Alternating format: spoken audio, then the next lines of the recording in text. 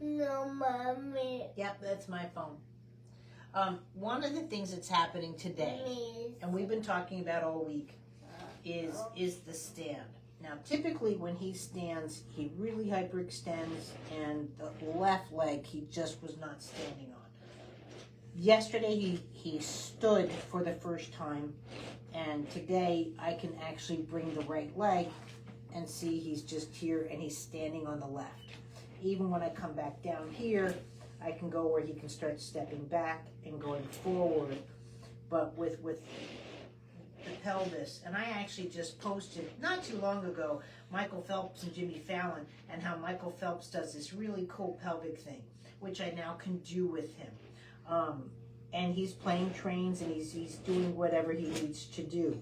When you can stand, then the foot can act like a pendulum and it brings it right into place. Up until yesterday, he would have crossed walking.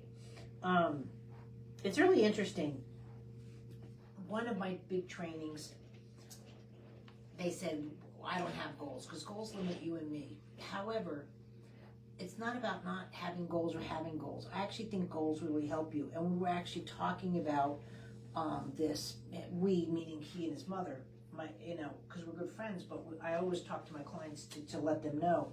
Now, don't get me wrong, there's going to be times where it's not correct. This is not when you correct them. He's more into the trains right now. His legs are collapsing. At this stage, since he knows standing, I'm actually going to let the collapse happen because I want him to feel that and then come into play. When you're teaching someone gravity, you really have to let them feel it, but feel it in a way. There he goes. And now he's just stood. Okay? That's Jacob saying hello. Do you want to say hi to Jacob? You can say it. That's Jacob. We can say hi to Jacob later. With him, he doesn't miss a trick. So if it's an airplane, it's the air conditioning and so forth. So Jacob's my other little guy here who's playing with Claudia. So again, when we suddenly have standing, so we were talking about that. What needs to happen? Still the pubic bone strike, but also the tailbone strike.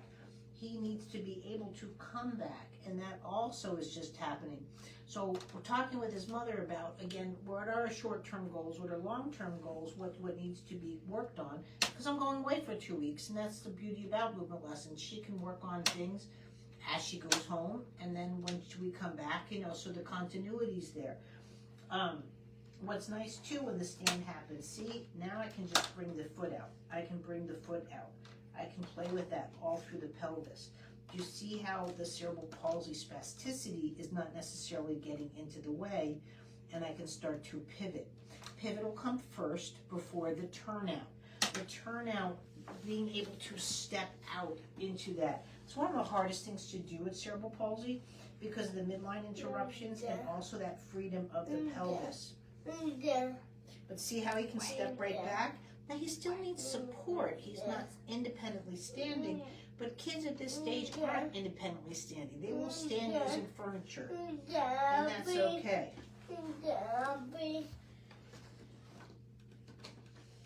But he's just playing with Thomas and having a grand old time. It's not anything that I'm doing that is invasive to his life. He's probably just more annoyed that we're on the phone and not paying attention to him. I shouldn't say annoyed, but wondering what we're doing. But it's nice to get these things recorded. Guys, we do relax our stance, and this is okay. But right now, if I let go, he would fall. I am totally, the twist is happening. But see, I go a bit too far, and now he's really starting to learn gravity. Where he now goes back and supports himself. And that is key, because guess what?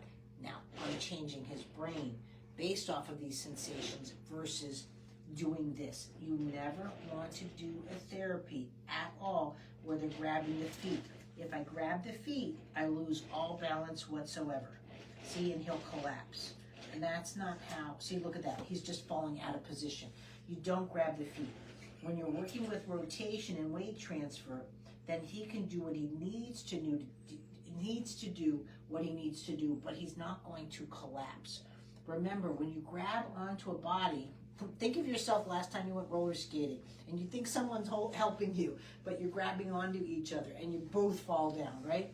The body doesn't want to go in a position where they're threatened, right? When you grab someone, it's threatening, right? So no therapy that you're working with should where someone's touching you in a way like this. We call it propping and grabbing, but again, if I told him here, his legs are just going to start collapsing, right? Because that's not how the body works. It's always about that weight transfer, rotation. Look at how now I can get into his pelvis. That's not a typical cerebral palsy pelvis.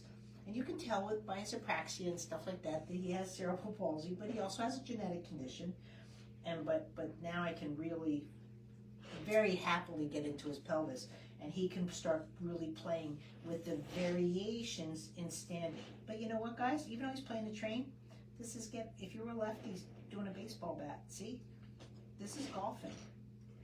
Coming around, you're turning to the back, you're hinging up, you're swinging through. You know what I mean? All of these movements that I'm doing now are his future. And that's what's really exciting about working with it. Have any questions? Let me know.